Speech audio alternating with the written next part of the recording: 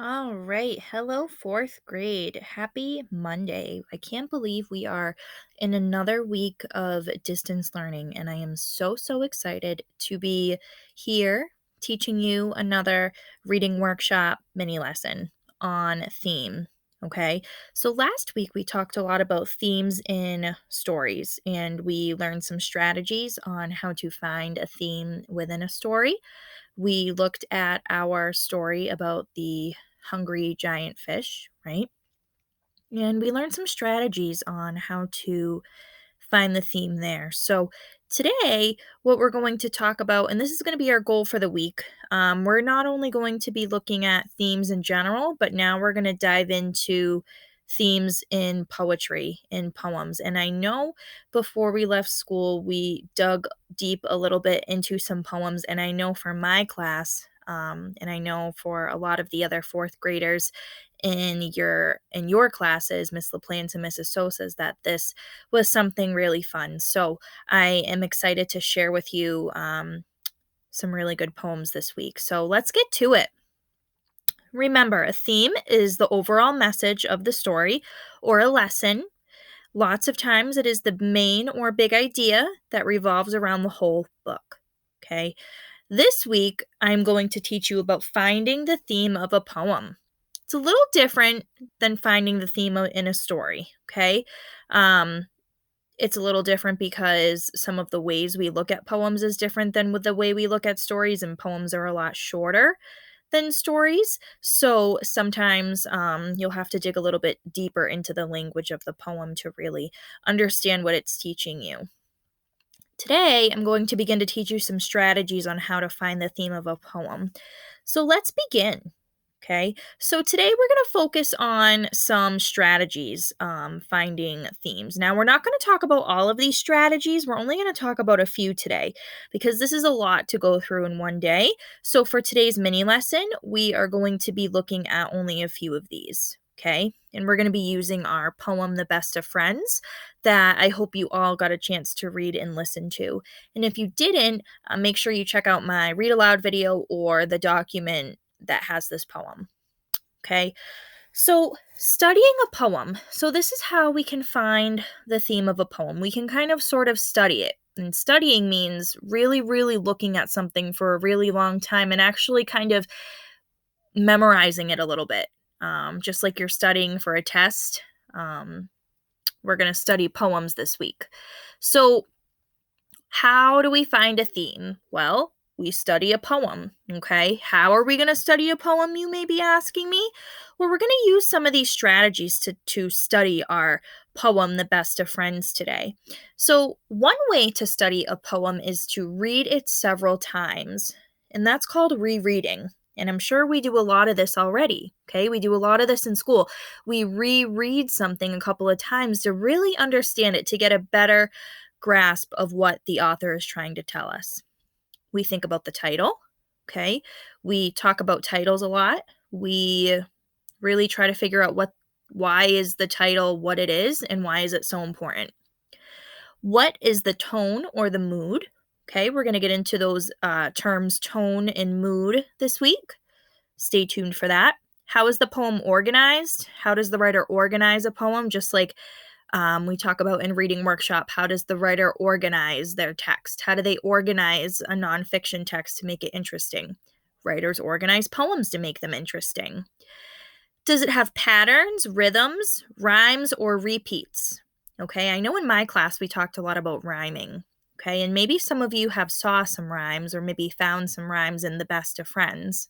Okay, let me know if you did. I'd like to hear some.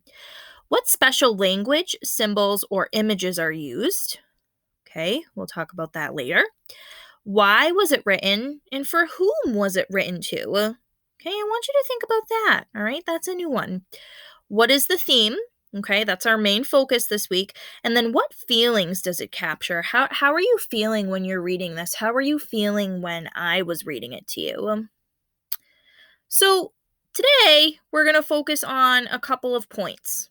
All right, we're going to focus on this first one, rereading, read it several times. We're going to focus on the title, The Best of Friends. And I'm going to add one. Okay, I'm going to add one. Why was it written? For whom? Why was this written and for who was it? Actually, we'll talk about it. And I want you to think about it. Why was this written? For who was this written to? And what feelings does it capture? All right. So I want you to just think about that question. Okay.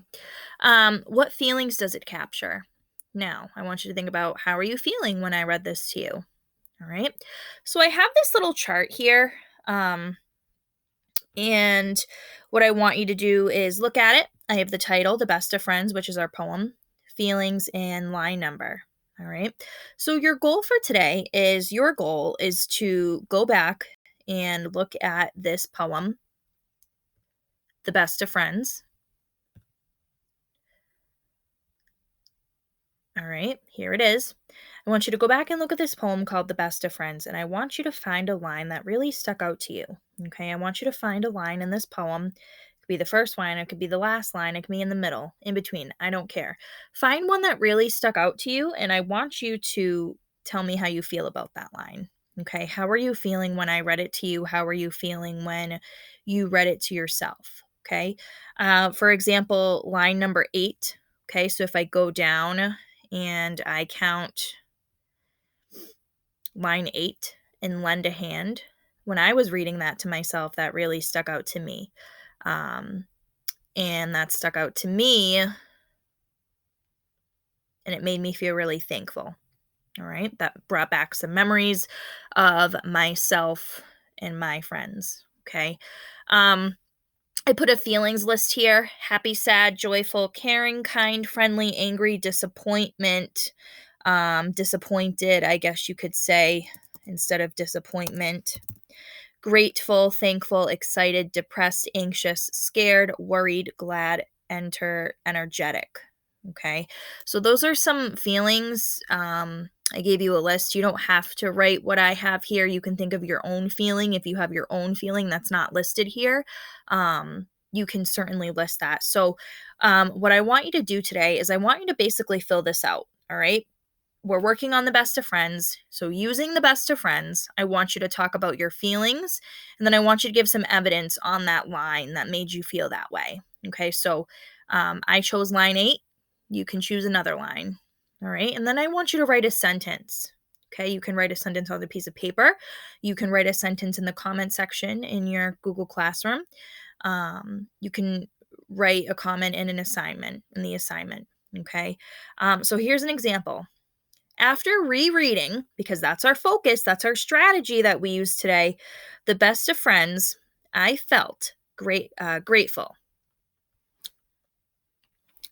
I felt grateful, okay, and I guess I should say thankful, because that was my original feeling. Sorry. I felt thankful because in line 8, so I'm going back to my evidence, I'm telling my reader why I felt thankful. In line 8, it said, "And lend a hand."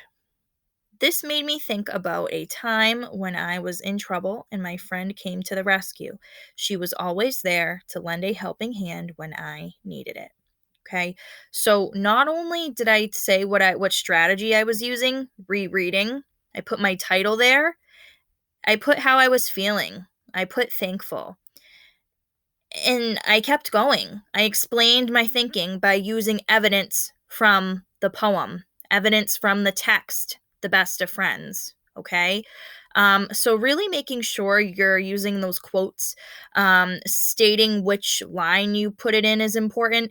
And then I made a connection. I made a text to self connection, and I talked about one time this made me think about when I was in trouble and my friend had helped. She gave me a helping hand. She lended me a helping hand.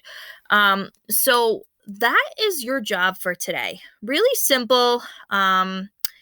Go back and look at the poem, The Best of Friends. Pick a line that made you think or feel a certain type of way and really make that text to self connection. Okay.